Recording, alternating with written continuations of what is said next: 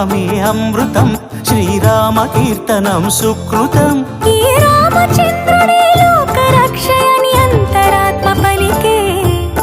జగదానందకారక జయ జానకి ప్రాణనాయక, శుభ స్వాగతం ప్రియ పరిపాలక.